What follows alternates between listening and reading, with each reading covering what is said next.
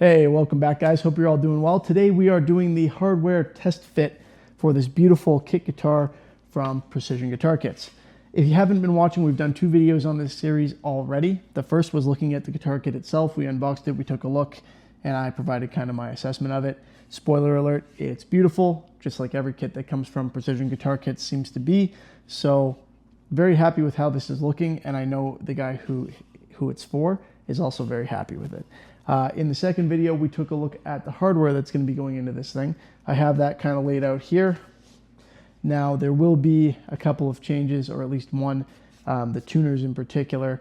These are beautiful tuners from Schaller, but they're not locking tuners. And the guy who ordered them, I think, thought he was getting locking tuners and wanted locking tuners. So we're going to swap those out probably for a set of Solo Pro black locking tuners, because these are black and they're beautiful, but they're not locking. So I'll probably end up hanging on to these and swap them out for those. We'll see if we can get everything else fit. I do anticipate a few things that need to be changed here. And by changed, I just mean some drill out work. We'll check if the tuners fit properly. If not, we'll drill that out.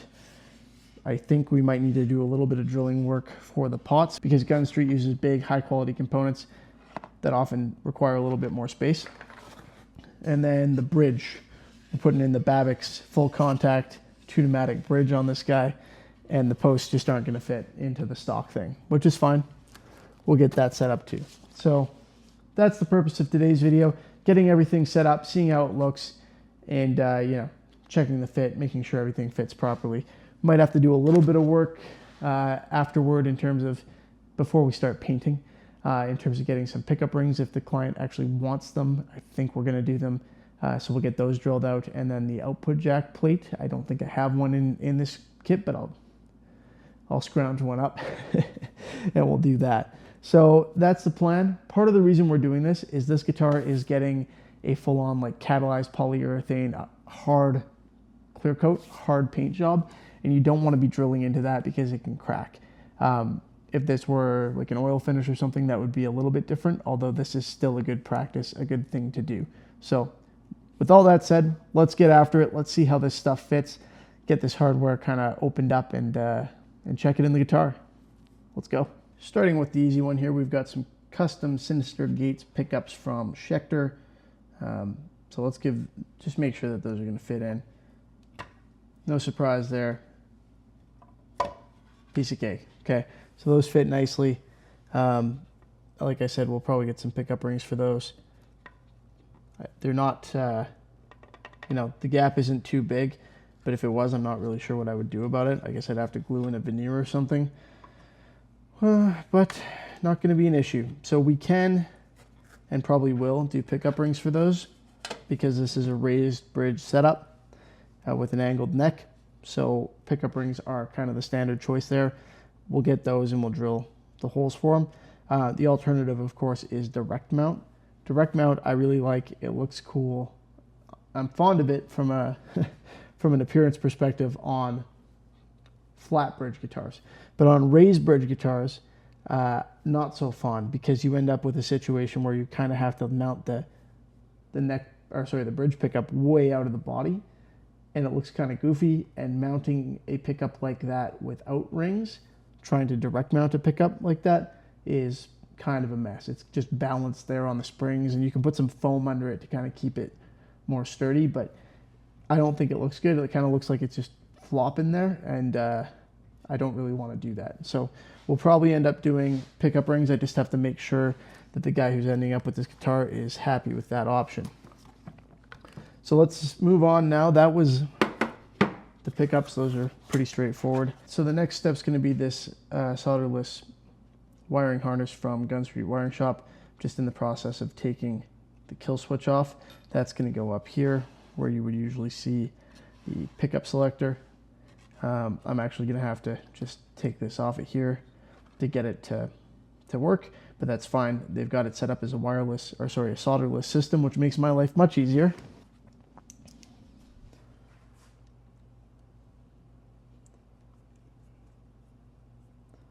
We'll just open these up.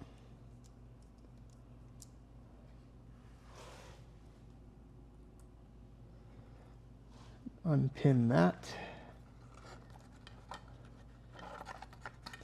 And again, we're just trying to make sure that this fits, all right? So I don't have to do anything crazy here. Could not be more perfect. And yeah, there's plenty of slack coming out the back of that for me to tighten it on after. So that's exactly what you want to see for that. Now I'm going to put this back on so I don't lose it and reconnect it. And I'll do that all again at the end of the build. But that's so much easier than actually having to solder stuff. I should start getting solderless kits. In case anyone was curious, to make this easier, they've actually labeled them white and green, plus and minus, like hot and return rather. So yeah, great job. As always, Gun Street Wiring Shop doing fantastic work. Let's test the other stuff now. So we'll get this unscrewed and disconnected from the template cardboard that it comes on. And we'll fire it in to the guitar itself. Now this is an interesting harness. It's not custom per se, but it's, you know, it's built based on a different model. So very interesting to see, or very interested rather, to see how this turns out, how it sounds at the end of the day. I think it's going to be really good, obviously, but just a different setup than I'm used to. The demo, when I go to play it, might be entertaining. But that's partially just because I'm not very good at guitar. So I think I have this right. It's going to be 3 pots and a mini switch. Do the pots fit? No. So those will need to be drilled out. They're very close, but they don't quite fit. The mini switch does fit. Check the output.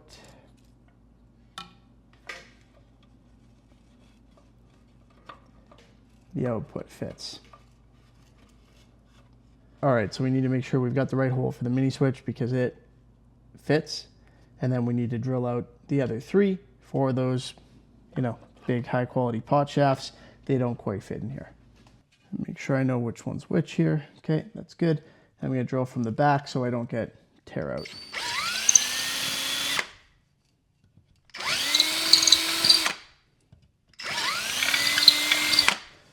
We're really very close on the size. That was almost nothing, but I think that'll probably do it. Perfect. That's all we needed. Just a little bit bigger. Perfect. Okay, so all of the controls are good to go. Test fit complete for those. Pickups are fine. Now the bridge and the tuners are about all we've got left, and we'll get our spots drilled in for the strap locks. I should also get an output jack plate going probably, hey? Yeah, that's not a bad idea. Okay, turns out I don't have a set of 3x3s in the black handy, so we're gonna use a chrome for now, and I'll get a set of the black before this thing is ready to assemble at the end of the day. These are the Solo Pro locking tuners. If you've watched my stuff, you know I love these. They're available at Solo Music Gear or Solo Guitars. The link is in the description, and it's an affiliate link. You can get pretty much everything that we've looked at here through there. So these are a bit snug, okay? And I suspect, we'll check them just in case, but I suspect the shawlers will be the same. They're probably just a little too big. We're gonna have to do just a slight expansion of these holes, but let's check.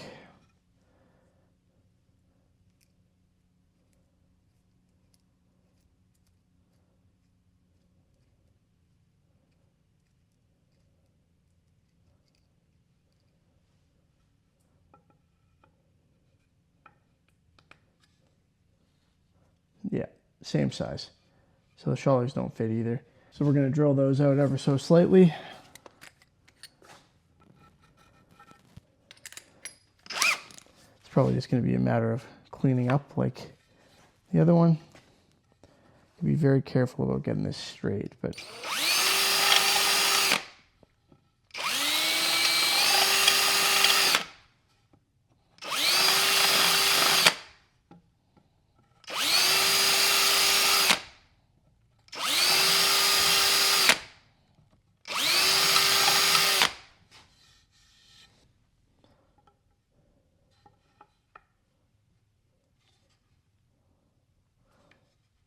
okay.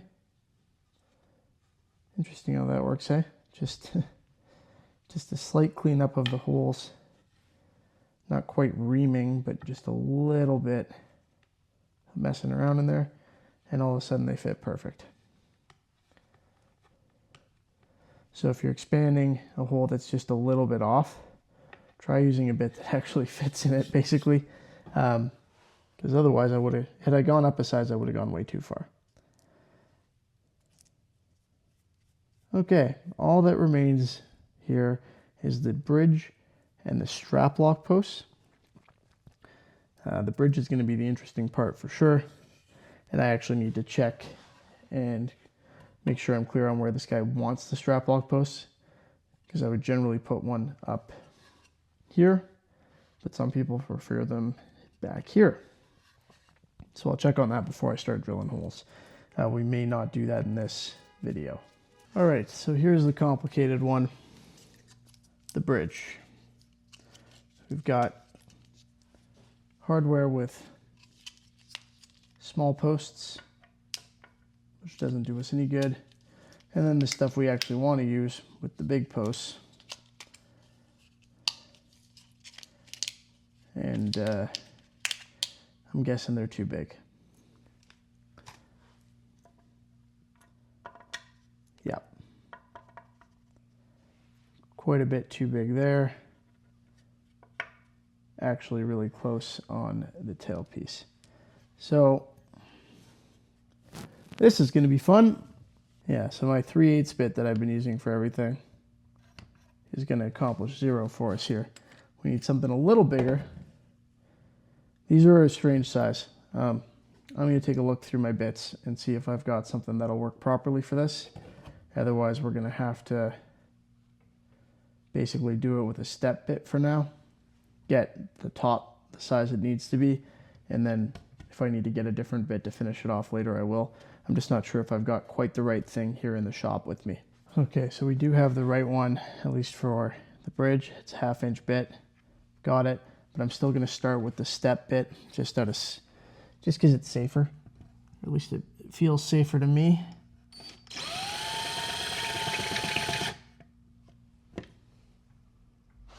Gotta make sure it's square here.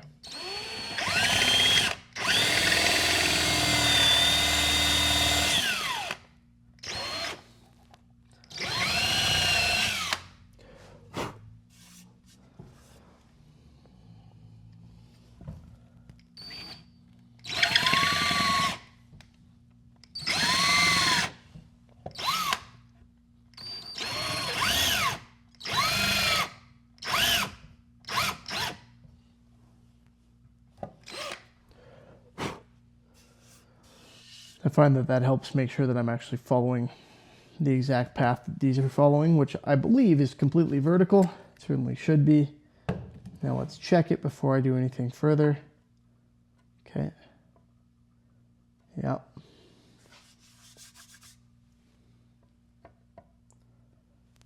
Okay.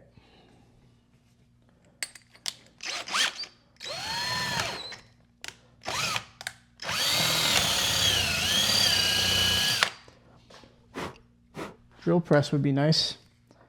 Wish I had one of those in here.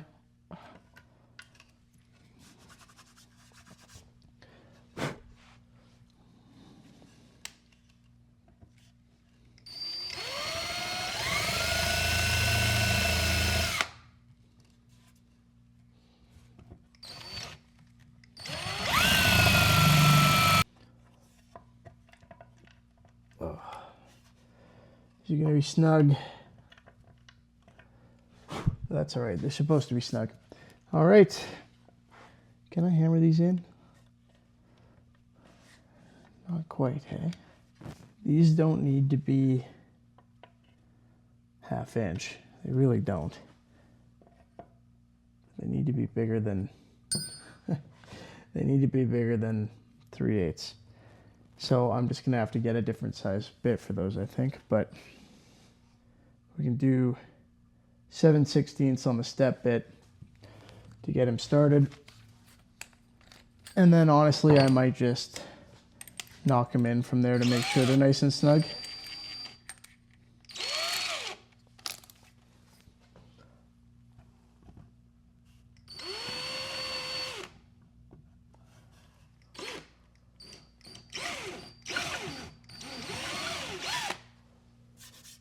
Go figure, they're already 7/16.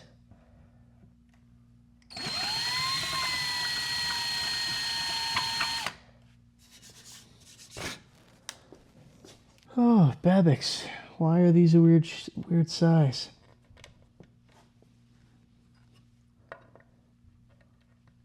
Okay, we're just gonna have to be really bloody careful with the hammer on those. And these ones I've kind of got so that they really snug up about a little bit in there. Okay.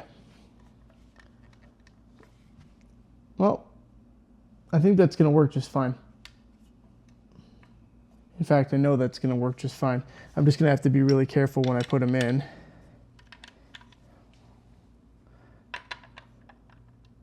Yeah. Going to have to be really careful when I put them in that I don't end up cracking the finish around them. That's all. Fun, fun, fun. If anybody's got any thoughts on that, I'm all ears. But for now, I think... Ooh, geez. I think we're going to leave it at that. And get to work on our sanding steps. All right, guys, so that's the test fit. We are waiting for final approval from the owner of this guitar on a couple of items, namely where exactly he wants that strap lock so that we get those drilled in. Obviously, the bottom one's going to be dead center on here, but the other one likely up here, but some people prefer it kind of in the SG position, and that's fine. Why not? It's not my guitar, it's his. He can do whatever he wants, and that's not a bad option. So waiting for that. We're gonna get confirmation on exactly which tuners he wants, if he wants to go with those Solo Pro locking in black, in which case I'll order some. I really like those, or he may, because I don't have those, he may want to go get a set of the black locking Schaller tuners, also a good option. But before I start drilling the little holes for the back of those, need to confirm that. And as a final piece, need to confirm whether we're doing pickup rings. I think we are. If we are, I'm going to get those beforehand, mark them out, and drill the screw holes for those as well. So need to get that stuff done. I can start sanding. I can start my prep for paint before I do that. But I'm not going to start painting until I have that stuff marked out, because I don't want to be drilling holes through the paint afterward to the extent that I can avoid it. As always, guys, I hope you enjoyed the video. Hope you found it helpful. And if you've got any comments on any of the stuff that I'm doing here and think you have any good ideas, let me know. I'm all ears, as always, although my ears are very, very small. Thanks for watching, as always. Hope you enjoyed it. If you did, please feel free to give the video a thumbs up. I would appreciate it. Remember to subscribe. If you're looking for any of the stuff you saw in this video, check out the affiliate links in the description. And as always, have a good one. I'll see you next time.